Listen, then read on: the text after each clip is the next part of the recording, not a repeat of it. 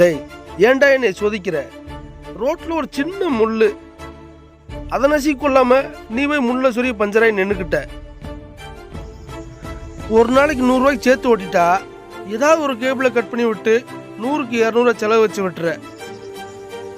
வாரத்தில் 6 நாள் உன்னையே சந்தோஷப்படுத்துறேன்.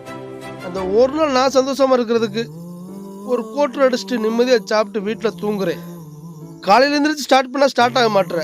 கேட்டா நேற்று நீ டீசலுக்கு வச்சிருந்த காசு சரக்கு அடிச்ச அப்படிங்கிற. என்னடா என்னடா பாவம் செஞ்ச உனக்கு?